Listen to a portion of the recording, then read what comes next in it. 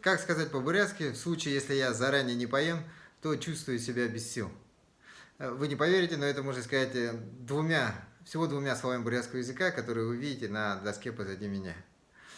Разбиваем наше предложение из 12 слов в случае, если я заранее не поем, то я чувствую себя без сил, на две части. В случае, если я заранее не поем, мы передаем одним словом «эдиэлэгуида». Для того, чтобы понять, как это получается, мы разбираем его на части. Мы видим долгую гласную «э» в конце этого слова. Это сокращение от местоимения «орынго», то есть «свой». Дальше мы видим падежное окончание «д», которое присоединилось напрямую к причастию несовершенного вида «эдиэлэгуи». Это падежное окончание осталось в наследство от выпавшего слова «ушор», то есть «случай». Соответственно, эдиэлэгуида – это сокращение от орынго эдиэлэгуи ушарта, то есть в случае, когда я заранее не поел.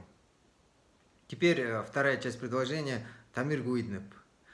Я чувствую себя без сил или я бываю без сил.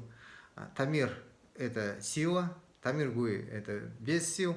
Часть слова «д» – это та часть, которая придает слову смысл действия, то есть тамир гуида – это основная форма глагола со значением «быть без сил». Дальше у нас окончание настоящего времени «не» и местоимение «би» в сокращенном виде «б». Итого тамир гуиднеп. Эдиэлэгуида тамир гуиднеп.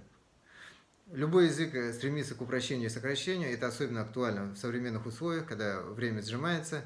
Но, как вы видите, больше всего в этом преуспел бурятский язык. Так что за бурятским языком будущее. Осваивайте его. Дахилмул затара парьте.